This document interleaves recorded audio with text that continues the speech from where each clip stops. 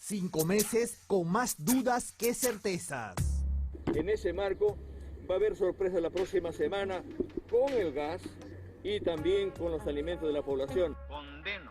5 meses con un presidente que tiende a victimizarse ante las críticas. Nunca aceptaron que un campesino, un rondero, un maestro dirija la nación y que promueva cambios estructurales en el país. Pero sobre todo, 5 meses de dobles discursos y contradicciones. Nosotros no somos comunistas. Nosotros no hemos venido a expropiar a nadie. Nosotros no hemos venido a ahuyentar las inversiones. Hagamos una ley conjunta con el Congreso de la República sobre la estatización o la nacionalización del gas de Camisea. Así ha sido el inicio del gobierno del presidente Pedro Castillo, que en solo 5 meses se ganó a pulso un pedido de vacancia que finalmente no prosperó. Caos, desorden y un claro desconocimiento de la función pública caracterizaron la gestión del jefe de Estado, pues incluso cuando ya estaba en el poder, no tenía definido cuál sería su primer gabinete ministerial. Es un gobierno improvisado, que no tiene un proyecto, un plan, que no tiene además posibilidades de echar a andar una propuesta, ¿no? Sus integrantes se sacan los ojos entre ellos mismos y tienen una ansiedad por el poder que es patética, ¿no? Todo lo que ha hecho su agrupación ha sido ir hacia atrás. En términos de reforma política, lo que han hecho ha sido hacer el muertito, dejar la reforma paralizada. Roger Nájar parecía ser el elegido, pero en los días previos al 28 de julio, su nombre perdió peso. Finalmente, Castillo eligió al controversial congresista oficialista Guido Bellido, quien se convirtió en el presidente del Consejo de Ministros. Las críticas no se hicieron esperar debido a los serios cuestionamientos en su contra por una investigación por presunta apología al terrorismo por rendir homenaje a la senderista Edith Lagos. La designación del señor Bellido es para mí una afrenta a todo lo que, a las familias víctimas del terrorismo, toda vez que el señor está siendo procesado, investigado por el tema de apología del terrorismo. Yo tengo la preocupación de que esta sea una forma de intentar forzar una disolución por parte del gobierno hacia el Congreso, poniendo un premier tan confrontacional y tan radical al frente. Finalmente, Guido Bellido realizó el juramento en una ceremonia en la Pampa de la Quinua en Ayacucho el 29 de julio.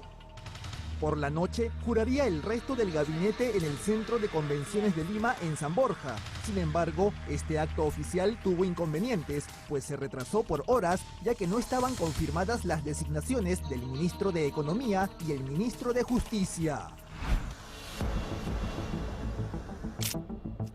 Las horas pasaban y al no haber solución, la juramentación se hizo sin los representantes de estas carteras. Parece que alguien no ha llegado. ¿Se sabe quién? No sé quién será. ¿Por qué tanta incertidumbre? No, están juramentando, ahora va a juramentar el gabinete. Recién el 30 de julio, Aníbal Torres y Pedro Franque juraron como ministros en las carteras de Justicia y Economía respectivamente, terminando así con la primera polémica del gobierno. En las siguientes semanas, todos los cuestionamientos apuntarían a ciertos ministros como Iber Maraví de la cartera de Trabajo, vinculado a atentados terroristas, y al canciller Héctor Béjar, conocido por su defensa a dictaduras como Cuba y Venezuela. Y yo estoy convencido, no puedo demostrarlo, de dos cosas. Uno, que Sendero ha sido en gran parte obra de la CIA y de los servicios de inteligencia. Uno.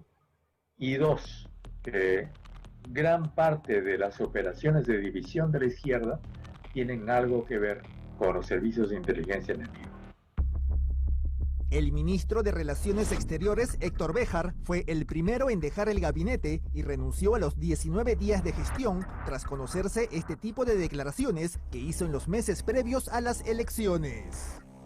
Luego vendrían los atestados policiales que sindicaban a Iber Maraví como participante de diversos atentados terroristas en Ayacucho en la década de los años 80. El exministro de Trabajo negó todo a pesar de los testimonios. Nunca he sido miembro del CONARE como órgano de dirección. Nunca he sido su fundador. Nunca he sido miembro del Movadef. Nunca he sido, ni soy, ni seré. Otros ministros cuestionados fueron Walter Ayala en defensa, pues no tenía experiencia en el sector y su paso por la Policía Nacional terminó de manera negativa al ser dado de baja por faltas graves contra la moral policial y la disciplina. En tanto, el ministro de Transportes y Comunicaciones, Juan Silva, era cuestionado por su pasado, pues tenía papeletas por infracciones graves. Silva conducía una minivan que tenía más de 4.000 soles en multas por realizar el ilegal servicio de colectivo. Pero además, el Ministerio de Transportes y Comunicaciones fue la cartera que más designaciones fallidas tuvo, pues solo en el primer mes de gestión, 4 funcionarios tuvieron que renunciar. Uno de los casos más recordados es el de Alberto Falla, que dejó de ser director ejecutivo del Programa Nacional de Transporte Urbano Sostenible por ser fundador de una empresa que emitía revisiones técnicas falsas. Pero mientras se cuestionaba al gabinete ministerial, la economía nacional afrontaba un duro momento y el presidente Pedro Castillo no tuvo mejor idea que anunciar sorpresas. En ese marco, va a haber sorpresa la próxima semana con el gas y también con los alimentos de la población. Esfuerzo para que la población no solamente se garantice la salud, sino también la alimentación, se garantice la seguridad y también una lucha que estamos haciendo contra la corrupción. Sin explicar cómo, el presidente Castillo hacía gala de un populismo desmedido y prometía que los precios de los productos de la canasta básica bajarían. Y vamos a hacer el esfuerzo para que el precio del gas, en la brevedad posible, tiene que bajar su precio. Para que el precio del pan, el precio del aceite, el precio de los productos, llegue a las chacras peruanas. Y no vamos a permitir que por situaciones políticas los monopolios hagan lo que quieren. Quedaba claro que el manejo económico no era la fortaleza del presidente Castillo, que con sus discursos y acciones generaba cada vez más incertidumbre. El doble discurso fue un sello de estos primeros 5 meses, pues el mandatario expresaba conceptos distintos dependiendo del auditorio. Nosotros no somos comunistas. Nosotros no hemos venido a expropiar a nadie. Nosotros no hemos venido a ahuyentar las inversiones. Por el contrario, a llamarlos a los grandes inversionistas, a los empresarios, para que vayan al Perú, para que lleguen al Perú. El Perú es eminentemente minero. Así hablaba el presidente Castillo ante el Consejo Permanente de la Organización de Estados Americanos, OEA, invitando a los empresarios al Perú, pero en actividades en el interior del país tenía otro discurso.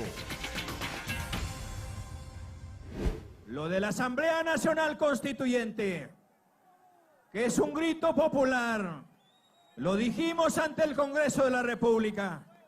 Y hoy, esta instancia del pueblo y el pueblo organizado tendrá que asumir ya su propio camino.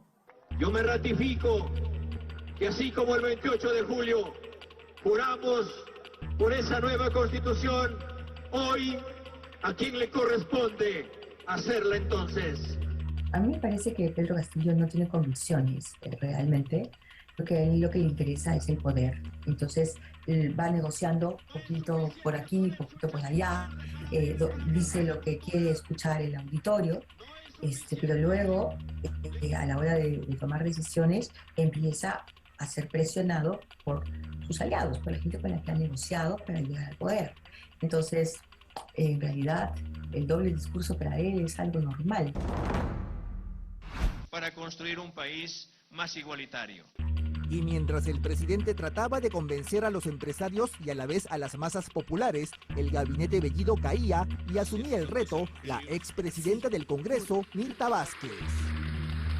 Esto sería clave para que su propia bancada parlamentaria comenzara a criticar más severamente al mandatario. Pero el mayor escándalo en los 5 meses de gobierno de Pedro Castillo llegaría cuando se descubrió presiones en el proceso de ascensos en las Fuerzas Armadas. El ex ministro de Defensa, Walter Ayala, y el ex secretario del despacho presidencial, Bruno Pacheco, intentaron favorecer a algunos oficiales para que sean beneficiados con ascensos irregulares. Según el ex comandante general del Ejército, José Vizcarra, ambos funcionarios hablaban en nombre y apellido del presidente Pedro Castillo. Además, Pacheco, el hombre de máxima confianza del mandatario, también presionó al jefe de SUNAT, Luis Vera, para favorecer a empresas y personas. Días después, en una diligencia fiscal en el despacho de Pacheco, se encontraron $20.000 en efectivo en el baño de la oficina del hombre de confianza del presidente Castillo. El maestro Chotano, que ahora estaba más cuestionado, optó una vez más por el silencio y no se pronunció sobre el tema. Mi opinión personal, si quieren ustedes, es que todo funcionario público que está cuestionado por cosas tan graves debería dar un paso al costado hasta que se investigue. Pacheco finalmente renunció y la congresista Patricia Chirinos impulsó una moción de vacancia presidencial. Parecía ser el momento más tenso desde el inicio del gobierno de Castillo. Sin embargo, días después se descubrieron las reuniones clandestinas de Pedro Castillo en la Casa del Pasaje Zarratea en Breña, junto a altos funcionarios públicos, así como empresarios. El presidente intentó pasar desapercibido y cambió su tradicional sombrero por una gorra. Las imágenes fueron contundentes, pero el jefe de Estado nunca pudo explicar claramente las razones de sus reuniones. Condeno de manera firme y deslindo de cualquier acto de corrupción. Quiero precisar que las reuniones oficiales únicamente se realizan en Palacio de Gobierno. En mi domicilio solo he recibido visitas de carácter personal. Por tanto, rechazo enérgicamente haber tenido algún tipo de participación en actos irregulares que hayan favorecido algún interés particular. Tras esto, la oposición no logró conseguir los votos para que se admita a debate la moción de vacancia y el presidente Pedro Castillo, con el apoyo de Acción Popular y Alianza para el Progreso, evitó acudir al Congreso. No obstante, los cuestionamientos hacia el Ejecutivo continuaron por la permanencia del ministro de Educación, Carlos Gallardo, vinculado al FENATEP y en cuya gestión se filtró el examen para nombramiento de maestros. De igual manera, el jefe de Estado no ha aclarado hasta el momento sus vínculos con Carolyn López Arredondo, la asesora empresarial que lo visitó en Palacio de Gobierno y en la Casa de Breña. Se conoció una grave denuncia más. Panorama reveló que el 18 de octubre, el presidente Pedro Castillo recibió en su despacho al gerente general de Petroperú, Hugo Chávez Arévalo, a Samir Abudayet Guía, gerente de Heaven Petroleum Operators, y a la ya conocida asesora empresarial Carolyn López Arredondo.